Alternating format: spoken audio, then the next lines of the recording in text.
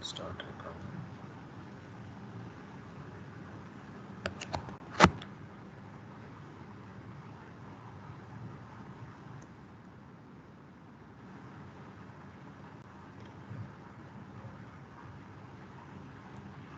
So you are able to see the whiteboard, right? Oh, I think yeah. No, sir. Okay.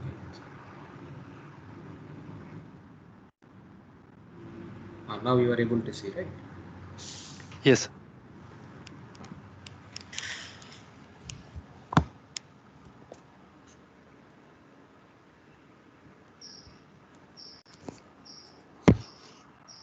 Okay. So anyway, see, we'll start our discussion. So if you remember, the last class, we were looking at this lateral torsional buckling. Okay. So this is a very important thing in beams. Okay, now all the codes also we have seen. Okay, so now here so if you remember, so we have derived by both the methods. Okay, one is by writing your equations of equilibrium. So you can solve this equations of equilibrium. How we obtained equations of equilibrium? So we obtained from the variational principles, because it is easy to obtain this one. So you just write the energies and then use this Euler-Lagrange that equations.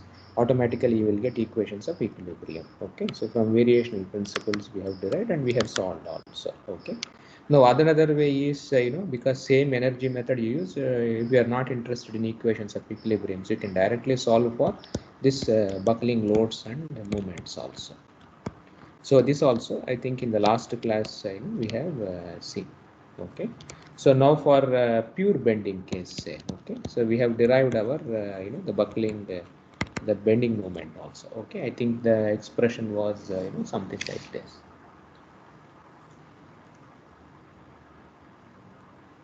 So the I think the critical buckling, yes, okay, so this is our buckling, the movement. So this was our, like you see, some pi by L, so EIY. Okay, so GJ plus your warping coefficient will be there. Okay, pi square by L square. So this is our critical bending moment for simply supported case. Okay, so for simply supported, say, so you get this expression. So now suppose if you can calculate for fixed support also. Okay, so if the supports are fixed, say, so then your geometric boundary conditions will be all of right. So deflection you followed, right? Slope is equal to 0. You write all those things. So v is v and v dash, say, is equal to 0. Then u and u dash is equal to 0 at x is equal to or z, I think we wrote 0 and L, and of course z is equal to 0 and L. Let us say warping also we give the same constraint, say phi dash or 0, say at z is equal to 0 to L. So now for the fixed ends, so now what will be our the things u and phi. So what type of functions you are going to select for when the ends are fixed? So what will be your thing? So if you are simply supported, Cos you pi. remember Cos pi.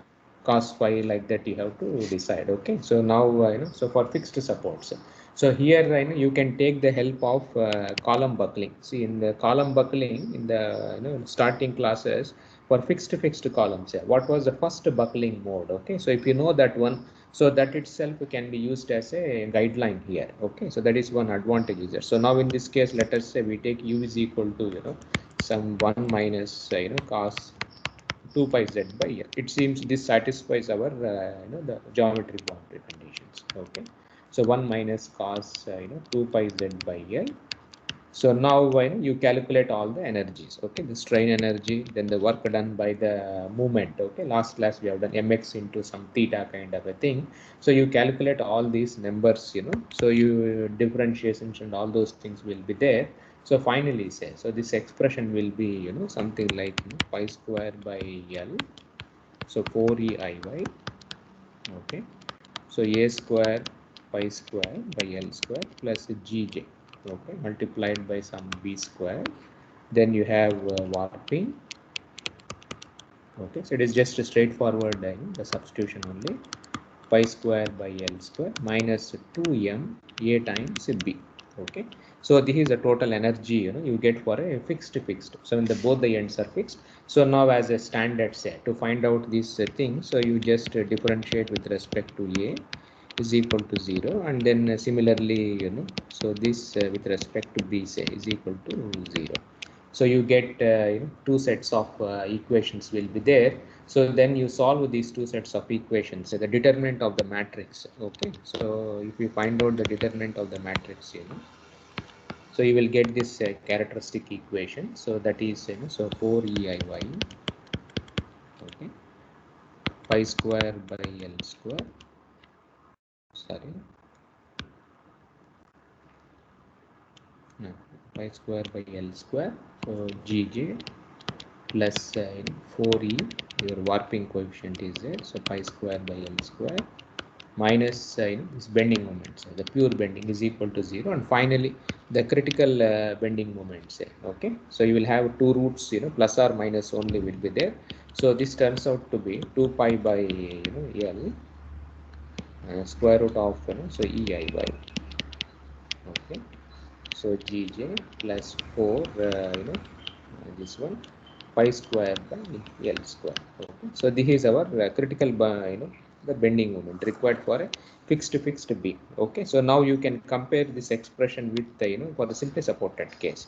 So for simply supported case say, so we got pi by L was there, so eiy gj plus e warping into pi square by L square. So now which is higher for simply supported or for fixed end? See, for fixed end, so this was for simply supported. So here there is no constant here. So here also you don't have any constant. So when the ends are fixed, say, so you have when it is almost 2 times comes here, then 4 times you follow it, it comes here. And obviously we all know, right? For fixed, a thing, for buckling, say, more bending moment is required compared to your simply supported case. So this way, you can solve for variety of the boundary conditions. Now, if you see many textbooks say, so in some textbooks are in the design codes, okay, in the design codes, so the same expression, they write it in a slightly different fashion. So critical bending moment, so they write as some C times B, okay, so pi by L, so eiy into gj, okay, multiplied by so 1 plus you see pi square e times your warping coefficient is by gj L square. Okay, so in many some textbooks are in the design codes, okay, and also in some textbooks. So if you see these textbooks, where the people use it in design, say, okay, the design this one. So this expression is same. So you can see eiy into gj, they bring outside, okay, in outside this one. So they write like this 1 plus pi square, your warping thing by gj and L square, both the expressions are same. Okay, now this cb say, they call this as some the load factor. Okay, some kind of a load factor kind of a thing they call. So based on different types of loads and different types of boundary conditions, and restraints, they give this number itself. So if you see this codes say, so they also some design codes like American codes, and of course Indian code we don't have this one. But if you see some the American codes say, so there are this quantity they denote as some W. Okay, so if they write it as W, say, so they write so MCR. So this will be pi by L. So you have eiy, okay, gj, and then 1 plus W square. So they write like this, where your W is pi by L square root of your warping, say, same as Timoshenko's that expression itself, gj gamma 1 gamma 2, you remember previously we have done same thing. And down now this load condition factor. Okay, so this quantity, say, so the load the condition modifier or the load factor also.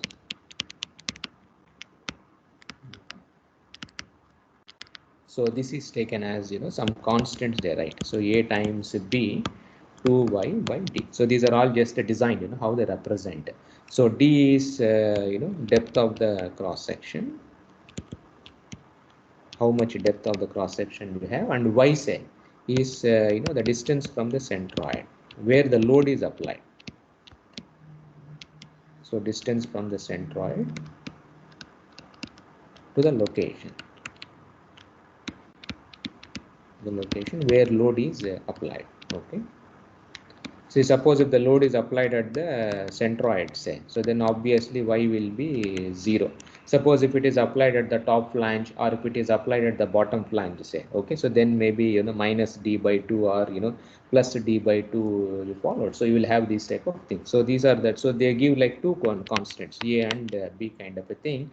So now I know they will have like this. Some design charts will be given. See, like for example, if you have this type of a concentrated load, say, which some P. So now here you see, so they will give this design charts. Okay, so A and then B will be given to you. Okay, so they will give this design chart. So now AB value, say, now this depends on your restraints. Suppose if it is a simply supported beam. Okay, so the end restraints are simply supported. So A value is some 1.35 and B is 1 minus 0.18 times W square plus 0.649 times W. Now suppose if it is the warping prevented, say, okay, or fixed end, let us say for time being. Suppose if it is a fixed end, say, the last case, okay, so that means your U, then phi, then u dash, then phi dash is equal to 0. All of them are 0 0 kind of a thing. So you have so the a value is given by so of course it's a very big expression you have. Okay, so 1.916 minus 0.424 w square plus 1.851 times w. Okay, and the other one, say, 1 minus some 0.466 w square plus 0.923 w. So these are the design charts will be given. Now similarly this is for concentrated load, then they will also give for UDL and all those things. So now what we have to do is to calculate our the buckling bending moment or the buckling load or whatever. So now here what one should do is, so this is a design formula, so you have to multiply this by the CB also here. So now you calculate W, like in the Timoshenko's last previous classes we have discussed actually one gamma, one M we discussed, which was a ratio between warping to this torsional rigidity. So same expression here also they write it in a slightly different format. Okay, so they find, so first thing is you find out your W. So now once a W is known, say, so you So go I have a back to this. question. Please. So in W, shouldn't there be another factor? Which one? Like we wrote CB, right, for the entire expression. CB was this one, AB 2y by D. This is a factor. Yeah, so for the fixed case, we were getting 4e, that warping constant into pi square by L square, right? How are we accounting Inside. for that? Yeah, inside the square root. No, this was for the pure bending case. See, what we derived just now, this expression you were asking, right? 2 Yeah, pi by the above L4, how one. this one? This was for pure bending. You followed, right? So this is a special case. So they write like this, okay? So I think the CB has, some AB times 2y by D. I think what you told here, there should be something, right? This is what Yes, your question. that is it. Okay. But that has been taken care into these type of factors. If we can see here, for fixed case, what is A? See, for if it is simply supported, A is simply 1.35 and B is this expression. But if it is, fixed case, you can see A also depends on W's. Okay, so in the design codes, that is taken care in these type of, the constants, A, B kind of a thing. Okay, so these are design codes I'm talking about. I'm not talking about the exact, the derivations. Okay. So, and now here also, see, when there is a concentrated load, say, we are not talking about pure bending. Oh, that was valid for pure bending. Now, in concentrated case, say, you will be interested to find out PCR. So now for, a simply supported with a concentrated, what's the maximum bending moment? For this case. PL by 4, you remember? So PL by 4 is the the maximum bending moment which you have. So now we are interested to find out PCR. Okay, so now what the code says is you find out your W from this, so from your restraints, say, you select your A and B and then you know where the load is applied, say. So this also you select, you find out your CB. Once CB is known, say, you can calculate your critical bending moment, okay, from this expression. Once you know this critical bending moment, say, so now you equate it to PCR L by 4. So this becomes 4 MCR by L itself, actually. So this is how you can calculate the critical buckling load for these type of problems. So this is how the codes, you know, they give these type of numbers, okay. So there are some previously you remember Timoshenko, same thing only, it is same whatever Timoshenko has said, but the design codes to say they use some different they represent in different format, and these are all approximate, okay, omega square. So you have some coefficients will be there, so they have represented in terms of, they would have fitted some straight lines, maybe you followed, right, some data also would have been added here. So that is how the design codes represent, okay. So analytical things are fine, but the design codes, some sort of data also goes into picture. They would have done something, and they will give, these type of expressions, some polynomials or something like that. Okay. Now similarly, the codes also have, like for UDL, say. So when the load is UDL, also you can calculate. Then if we are having this type of cases, okay. So two loads are there. So now what will be the the critical buckling loads for two loads applied simultaneously? So they will give variety of cases. But of course, if it is a pure bending case, say, you can use this formula itself. Okay. So this formula itself is valid. Just now you asked, right? If it is a pure bending and if it is a fixed case, say, this formula itself is fine. Okay. So these formulas are given for loads. Okay. So there is no need to get the confusion. This is for loads P, then UDL for other loads. If it is a pure bending, you can use the previous formula itself. So Okay. that's why I think that's why you followed, right, this constant which you are asking. So this is not there actually, okay, because this formula is valid for loads, but this expression is for bending moment only. So now if you want to find out load, you will get critical bending moment from these design codes. Once again you write maximum bending moments. See, like for example, if we have a UDL, for UDL, what's the maximum bending moment? For UDL, WL square by 8. Now here, critical buckling load means, you may be interested in finding WCR or WL into CR. So this is what you are interested. So now the design codes use that formula. You will get critical, this MCR. So you equate this to, MCR, and you find out WL times CR or WCR. So that is how you have to calculate. So this formula is valid only for the loads, you can say. Okay, I think this right thing what you told, So this is valid for loads. Okay. So this way you can find out, so variety of cases. And here, so this quantity is the most important thing. When the load is applied at top flange, bottom flange, centroid, say. So this takes care into those, the details. So these are how the design codes, they work.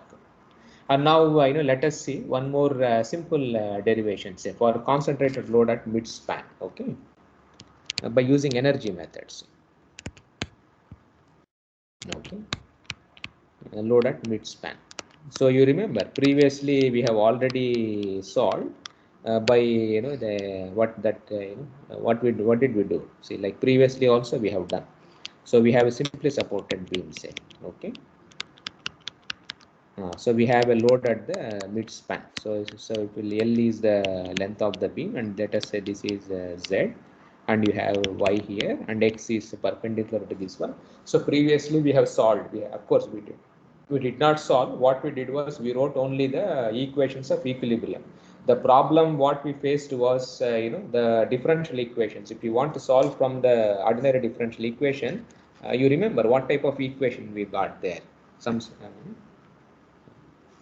What type of equation you remember? Equation no need to remember, but what was the speciality of that equation? Can you get a closed function? Dirac No, delta function. no, coupled equation was there, but no, we are talking about lateral torsion buckling. You remember? So what was the equation? So if you see that equation EIY for EIY, so we had that equation, but U there was double one. dash. U double dash was there, but we had MBX phi, these terms Yeah, was there MBX. into D by phi. dx square. So d square by dz square, you remember the first equation. So EI, U the fourth order minus, like that we wrote these equations. But the problem what we were facing was, when you have concentrated loads, so the problem was now this bending moment is a function of Z actually. You followed. So the main problem, what we faced was these are all basically ODEs with varying coefficients. You remember this was the most important thing we found out.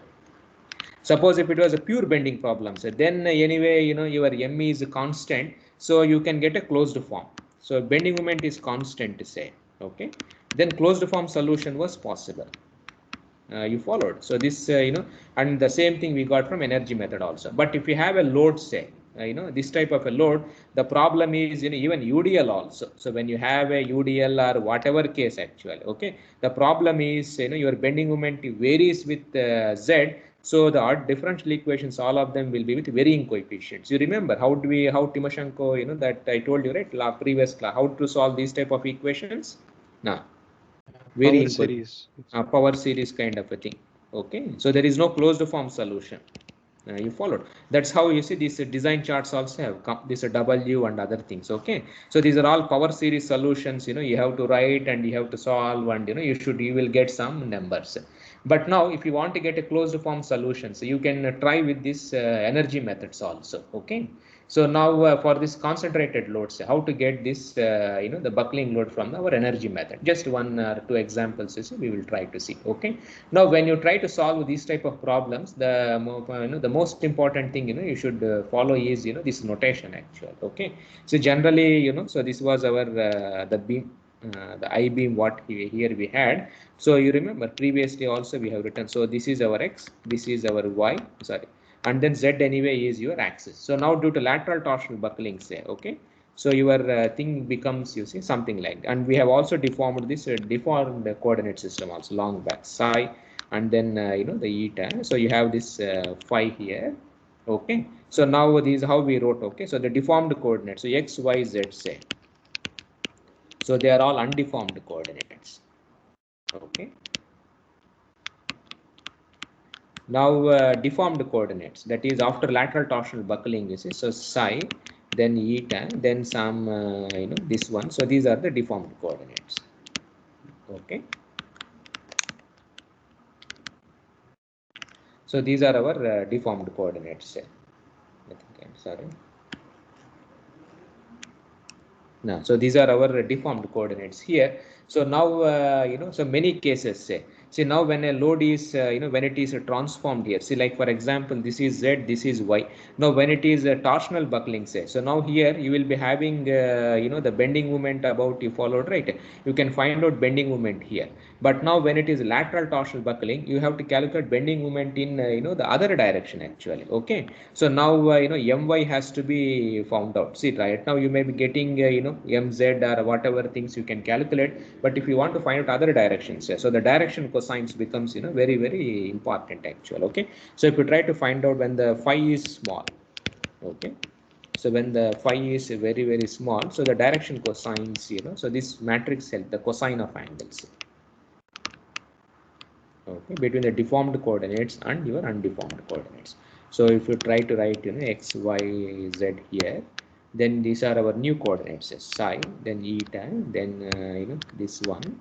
So you can write these deformed coordinates like this, the cosine of the angles, the direction cosines. Okay, so anyway, when it is very, very small, say when phi is very small, what happens? What is angle between psi and phi? This is your x-axis here. This is your x-axis and this is your psi. Okay, and angle is phi. Okay, the angle of twist here. So now when psi is very, very small, say, what happens? What is angle between psi and x? So you have cos phi. So when phi is very small, what do you write? Cos phi. 1. 1 itself. Okay, so you can now sin phi becomes now cos phi becomes 1, phi itself. Okay, so this way you can write. So minus phi, then this is 1, this is also 1, and similarly other direction also you can find out. So du by dz minus dv by dz. So these are the cosine of the angles, and then you see du by dz. Okay, and this will be dv by dz. So this helps actually the direction cosines, when you try to write solve by this type of methods. So you can easily find out this cosine of the angles for this case. So now let us go back to our this concentrated load at the mid span. Okay. Yeah. So now let us solve our problem. So this is our load. So the concentrated load here at the mid span. Okay. So the coordinate system has already we said. So you have this y here. So this is our coordinate system. Okay. So now the lateral bending say. So now in y direction bending anyway, that's ordinary this one. So now when there is a the buckling. So what happens is this is your z axis. You have to see in x axis. Okay, which is perpendicular to this board itself. So you will have this type of the shape. So this is a lateral lateral bending kind of a thing, and of course you have this twist also will be there. Okay, and let us say this P is applied at the centroid. So there is no top flange, there is no bottom flange kind of a thing. So you are having only the top flange itself. So now if you try to draw this so this problem, so now so it is like this. So now if it is an I section, say, okay, so now this is an I section. So you have the load is applied here.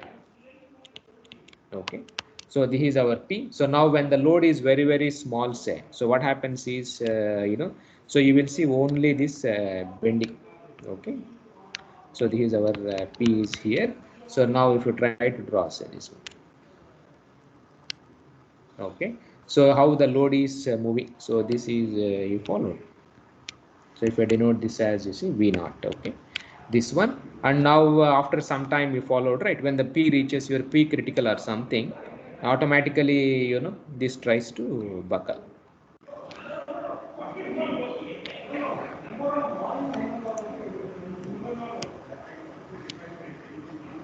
Okay, so this is our load, and the load is acting at our centroid.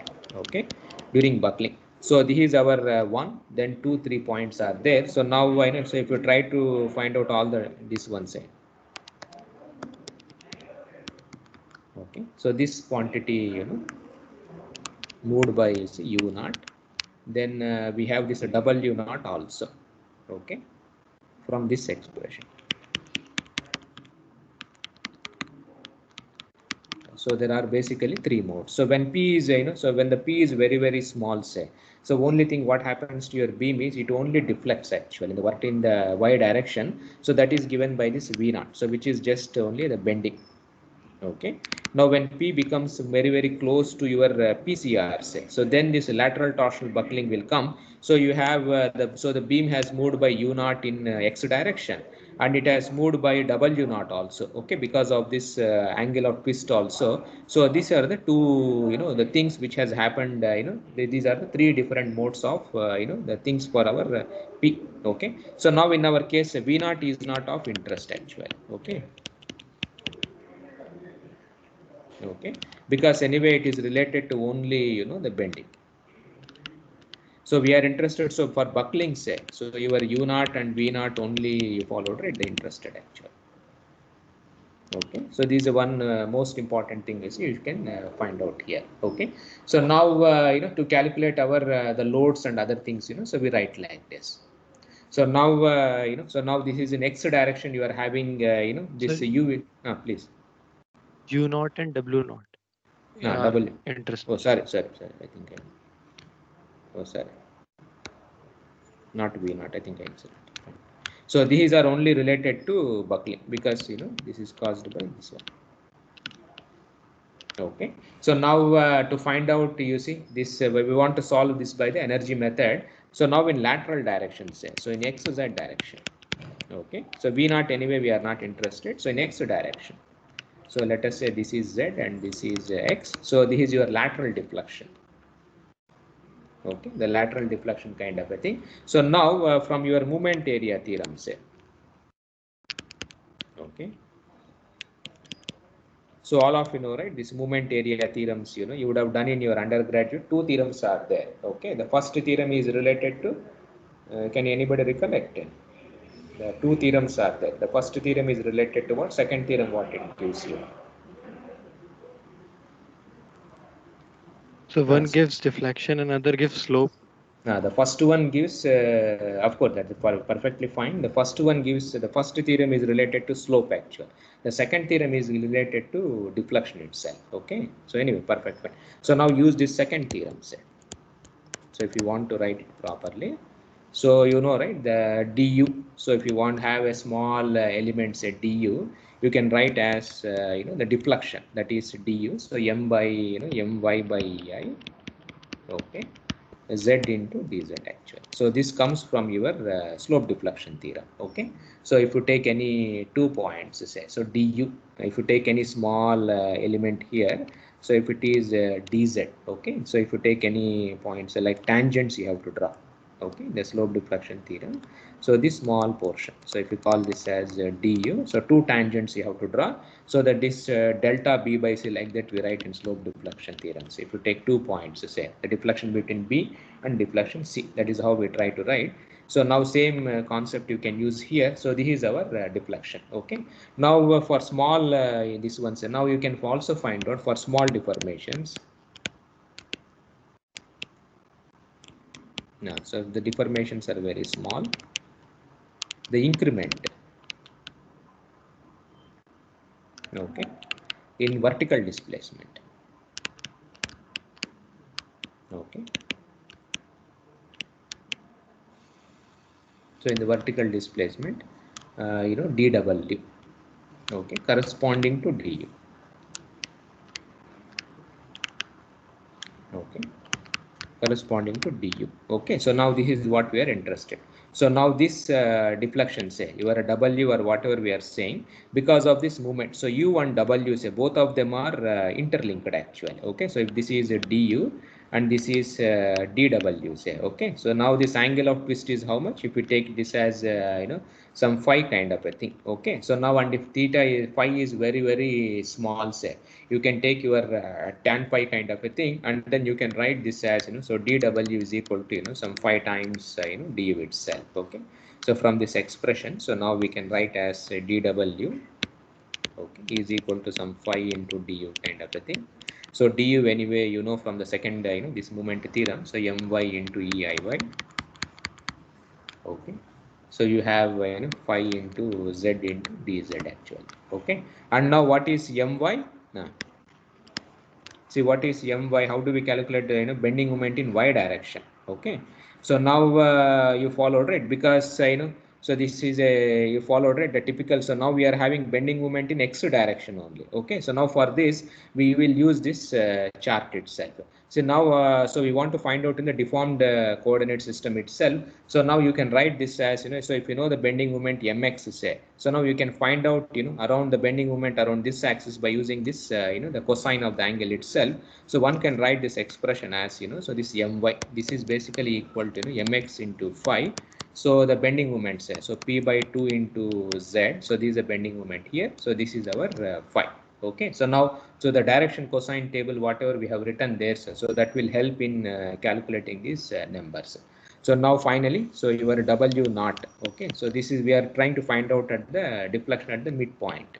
Okay, so 0 to L by 2, so p z square, so substitute everything, say pi square by 2e iy into dz. Okay, so this is a deflection at the midpoint, or at the load, deflection below the load, you can say, below the load, because we want to calculate the energies. Okay, so now the potential energy, say, of the applied load. Okay, so all these headache we have done to calculate only this potential energy. So due to the p load, so this becomes, you see, so your v is p times w naught. So this is our energy here. So this becomes, you see, minus 0 to L by 2. So p square z square pi square by 2 eiy into dz. Okay, so this is, so now so we have to calculate the potential energy of the applied load. So that is why, you see, we have to do the second moment theorem, area moment theorem, and finally this is how we have calculated. See, suppose here now the load is applied at the centroid. See, suppose if load is not applied at the centroid, say, then what extra thing you have to do? See, now in all the cases we are assuming that load is applied at the centroid. Suppose if the load is applied at somewhere above, say, now what extra thing you have to do? Now, what is extra thing you have to cover here? See, now whatever we have done here, all are with respect. Now, what extra thing you have to do? We have to consider the depth of the section. A depth of the section also with respect to the centroid. Okay, so you remember previously, you know, when we derived our equations of equilibrium from the variational AX and calculus, AY. we had ay, I think you remember it, some a naught 1 minus cos theta something we have written. Okay, so if the load is applied at some other places, say, so then we have additional term. Okay, when the load is not applied at the centroid.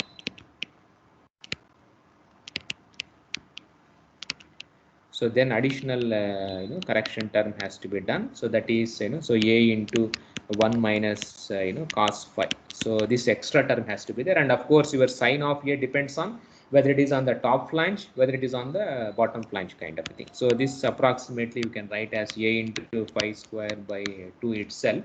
So delta v. So this extra energy comes into picture, minus p a phi square by 2. So this extra term has to be added to your total energy actually. Okay, when the load is not applied at the centroid. But anyway, in this problem, you see, we assume that the load is applied at the centroid. So now the total energy, say, so U plus V. So now we write the strain energies, all those things we have seen in the last class. Same expressions are perfectly valid. So EIY. Okay, so U double dash whole square dz plus, of course, you have this Saint V naught torsion. So GJ phi dash square dz, and we have this warping also. Okay, so plus half 0 to L. So warping constant is there here. Okay, and phi double dash square dz. Okay, so this is the total energy, and of course you have to add this potential energy due to the load also. So that becomes P square by 2 times IEY. Okay, so 0 to L by 2. So because 0 to L by 2, the reason is we are calculating only deflection under the load itself. That's why this comparison comes. So phi square into z square into dz. Okay, so these are our final expressions actually, the total energy for a concentrated load, for a simply supported beam. Of course, this is valid for even simply supported beam, or this is even valid for fixed beam. Any beam, the expression becomes valid. Okay, but now so now you have to choose your phis accordingly actually. Okay, so now if it is a simply supported beam, say, so now what do we do? What are the functions we have to select now here? Now A sin phi x, phi z by L. so phi and u, these two has to be there. So a sine pi z by L. Suppose if you want to derive the equations of equilibrium, say, what you will do now? I am not interested in the solution. I want to find out equations of equilibrium. Now what you have to do?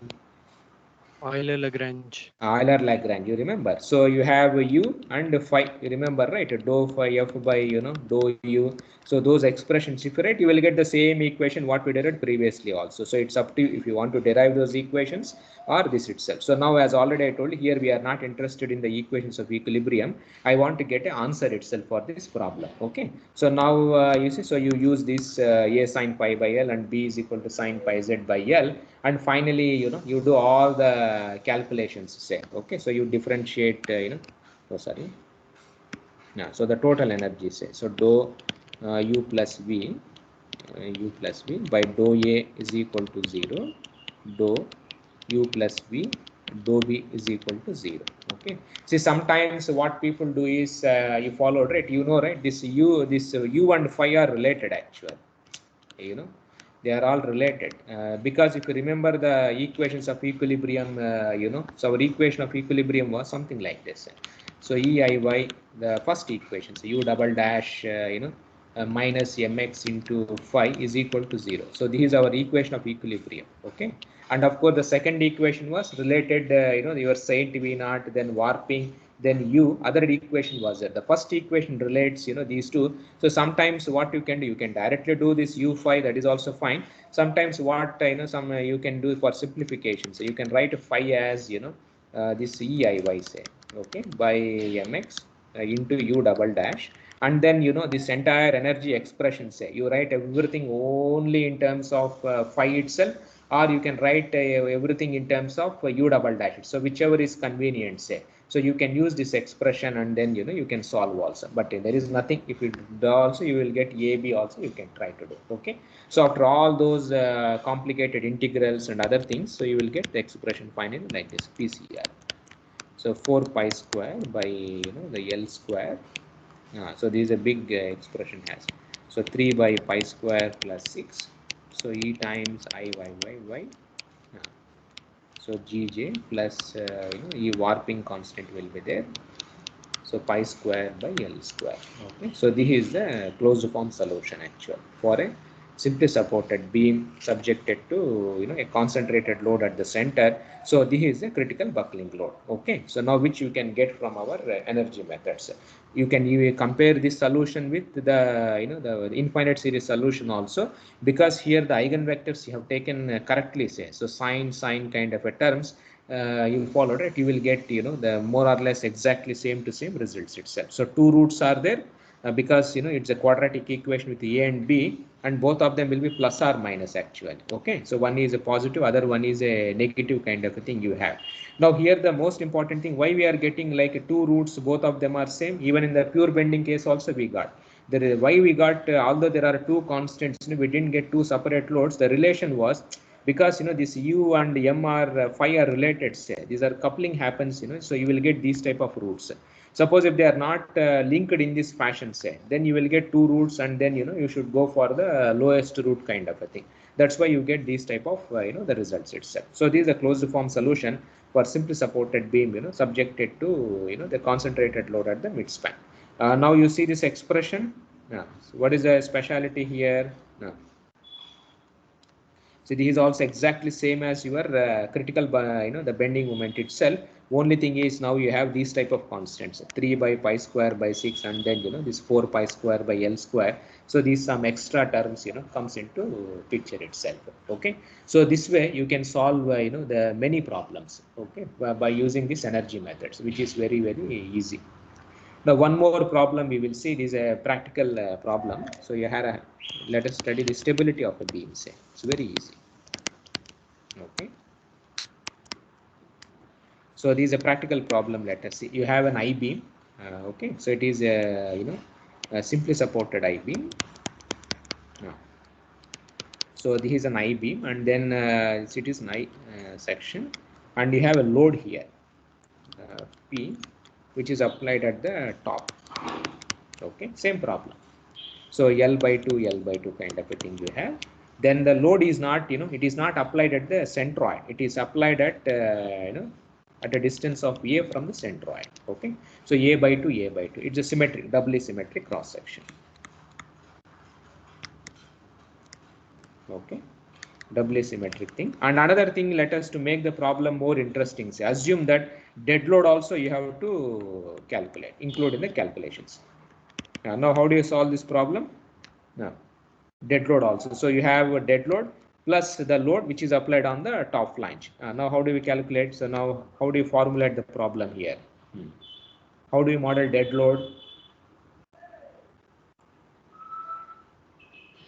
As UDL. As a UDL. So what does your problem has now? So your problem has become like this. Okay. So you have a UDL plus this also has come into picture actually. Okay. So now so the problem has to be dealt like this. So the UDL is W, say some small W Newton per meter kind of a thing. So now you have to calculate your buckling load for an I section. So under its own weight plus you have this P itself. And now how do you solve this problem? What extra things you have to do here? What are the extra terms you have to do here? Potential energy due to small W will be there. As potential energy due to small W will be there, plus you have P also is there, and here you have a problem here. What is the problem here? P is not applied at the centroid, so it is applied on the top line. So two correction factors have to be taken care. Okay. So now the strain energy anyway, it's very simple. So this is not going to change. Whatever is going to happen. So half 0 to L. So EIY.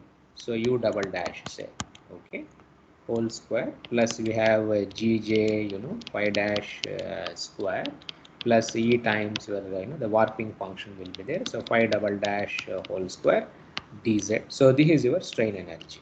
Okay. Now potential energy say. So your potential energy, what happens? How do you calculate potential energy here? So you can write in terms of the UDL. This is okay. So you can write in terms of the bending moments, and you are having. So when you are having two loads, three loads, combination of several set of loads say. So generally, what we want, what is the easiest way is you draw the bending moment diagram. Okay. So you calculate, you followed right the potential energy also in terms of the movements. So we are assuming that we are having a beam. I know the movements at all these cross sections say. So when I know the movements, what will be the energy for movement? Now, how do we calculate energy work done by a movement? Now, half m phi square. Half m phi square. You'll see last class what did we do for pure bending case? When a beam is subjected to pure bendings, how did we calculate energy? You remember? See, when we had a moment m, how did we calculate last class? Lateral buckling. This is M it is into not theta. see half m that phi square g square that comes m square, that is a strain energy, that is a different. Now we have to calculate the work done by the movement actual. Okay, so we are writing as m into theta. You remember last class we wrote here also 2m's was there, so we wrote as a 2m into theta itself. So here also, but here in the present case bending moment is varying, so obviously it will be like a integral kind of a format you have. So now so this becomes this integral 0 to L, so m into theta kind of a thing you get. Okay, so now this theta, say you can write this theta as so u double dash into dz. Okay, because what is a slope? Slope is nothing but so d theta, so derivative of the slope is your curvature. So u double dash. So now your d theta say. So this becomes u double dash into dz kind of a thing. Okay. So this way we can calculate the energies actually. So sorry, work done by the loads. Okay. So now here for this problem say. So we write our energy as 0 to L. So we have this whatever my we have, that is a bending moment here, and then you have u double dash into dz. Okay. So this is our work done by the load. And why this integral? Because bending moment is not constant. It contains now another correction factor. What comes is just now we said right, because the load is applied at the top line. So this becomes so your phi at L by 2. Okay. So this is another correction which comes because the load is not applied at top flange. Okay. So two things will be there. Okay, and your bending moment diagram say all of you can so bending moment diagram here my is equal to mx into phi. You remember previously we have written there. So now your mx say, okay, now you are having two bending moments. One is due to the UDL, other one is due to the applied load. So now this becomes so WL square by 2. So at any point say if you just write in a non-dimensionalized format, so 1 minus z by L. So this is a bending moment due to the UDL. Now you have another bending moment which comes due to the concentrated load also. Okay, so z by L. So for 0 less than z by L less than L by 2. Okay, just only thing non-dimensional case we are writing here. So 1 minus z by L. So for L by 2 less than or equal to z by L less than or equal to L actual. Okay, so these are the two bending moment diagrams. See here how we are solving the problem. Sir, so it will be 1 by 2 and 1. 1 by 1 by 2 and 1 because it is non-dimensionalized. The limits. Okay, no, I think because integral is from 0 to L, no? See here it depends. Suppose you can make 0 to 1, then you can non-dimensionalize this one. This is just writing in terms of z by L kind of a thing. So if you see, it is exactly same as the previous case. Okay. So what I'm saying, sir, that it is already a ratio z by L, so it should be should be less than or equal to 1 by 2.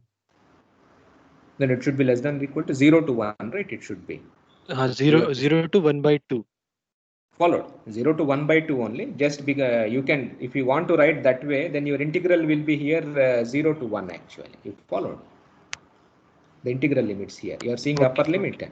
Okay. It's up to you. If you want to, then you change the limit here, or otherwise you put L by 2. Just only just have a non-dimensionalized kind of a thing if you want also.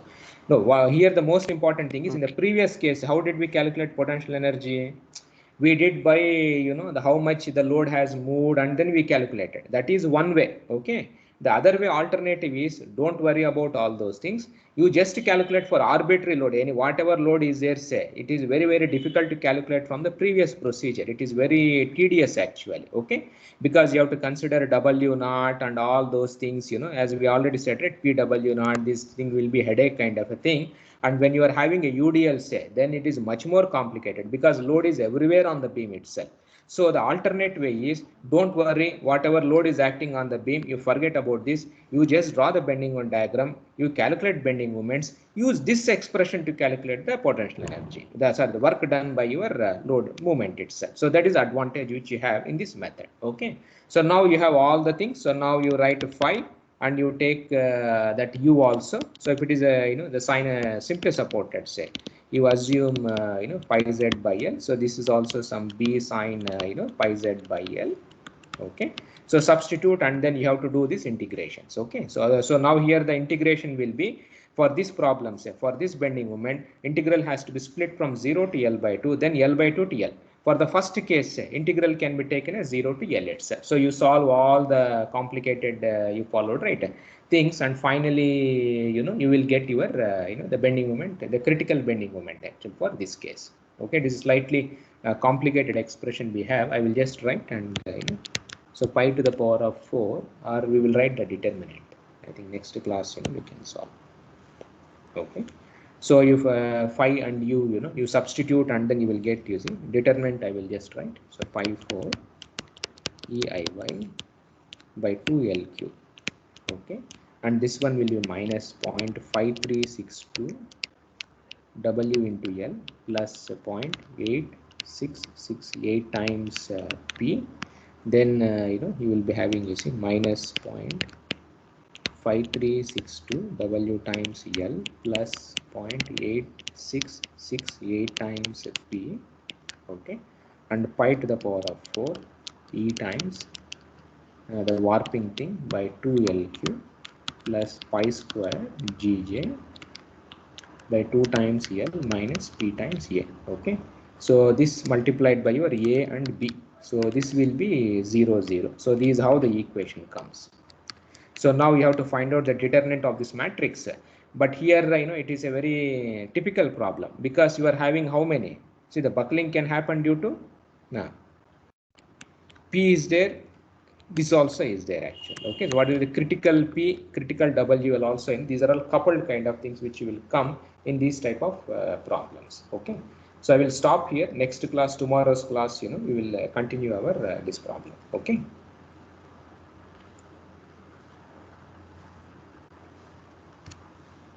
Yes.